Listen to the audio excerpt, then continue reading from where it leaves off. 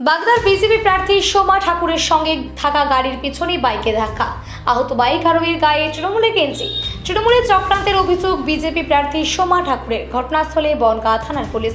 উত্তর 24 পরগনার বাগদা বিধানসভার বনগাঁ থানা এলাকায় আরামডাঙ্গা কালী মন্দিরে পুজো দিচ্ছিলেন বাগদা বিধানসভার বিজেপি প্রার্থী সোমা ঠাকুর। রাস্তায় দাঁড়িয়ে থাকা সোমা ঠাকুরের সঙ্গে থাকা গাড়ির পিছনে এসে বাইকের ধাক্কা, গাড়ির পেছনে কাঁচ ভেঙে যায়, আহত হয় বাইক চালক। ঘটনায় আতঙ্কিত হয়ে পড়েন বিজেপি প্রার্থী সোমা ঠাকুর। ঘটনাস্থলে পৌঁছেছে বনগাঁ থানার পুলিশ। বাইক আরোহীকে আটক করে বাইকটিকে উদ্ধার করেছে পুলিশ। বিজেপি প্রার্থী সোমা ঠাকুরের দাবি, তৃণমূল চক্রান্ত করে এই ঘটনাটা ঘটেছে।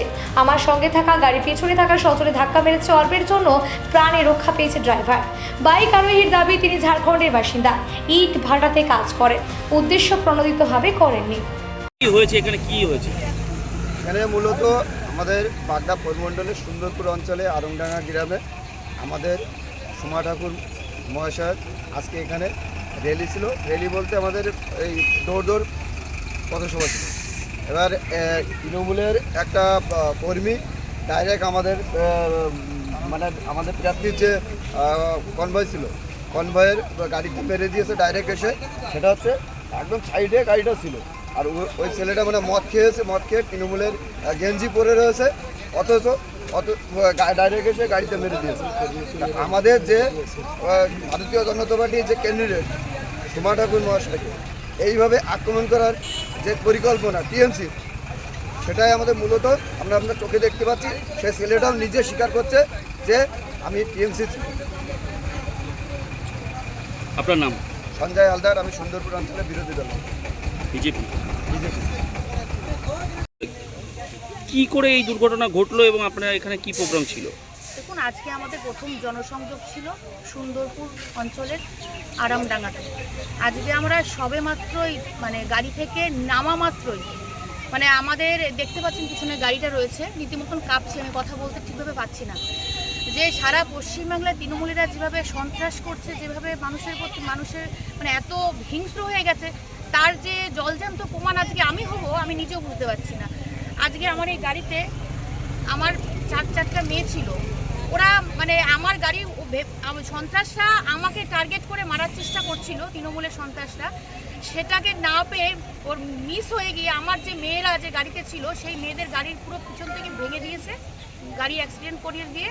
এবং আমার ড্রাইভার জেনে শুনে আমার ড্রাইভারকে মানে আমার তো প্রাণ তো নেওয়ার চেষ্টা করেছিল, কিন্তু পারিনি বলে আমার ড্রাইভারের উপর আক্রমণ করেছিল। সে আরেকটুর জন্য বেঁচে গেছে। মানে কতটা বড় কি বাইকে এসে মেরেছে? কিসে আপনি দেখুন, সে একজন তৃণমূলের কত রকমের বড় সন্ত্রাস, তার গায়ে এখনো তৃণমূলের জামা পরা রয়েছে। আমার তো মানে বিশ্বাসই হচ্ছে, আমার গা কাঁপছে যে মানে আমার সাথে এই বাগদায় আমি প্রার্থী হয়েছি বলে তৃণমূলেরা বুঝতে পেরেছে যে তারা গোহারা হারবে বলে আজকে আমার প্রতি আক্রমণ করছে। আমার প্রাণ নাশের মানে আজকে হয়ে যেত। এই গাড়িতে কি আপনি চড়েন না আপনার কনভয়ের গাড়িটা? এইখানে আজকে আমার মূলত আমার মেয়েরা ছিল, তারা ভেবেছিল আজকে বিভিন্ন জায়গায় আমরা পুজো করব, তারা সবসময় দু একদিন এসছিল, আজকেও তারা এসছে। সেই মেয়েদেরকে ভেবে আমাকেই ভেবেছিল পিছন থেকে।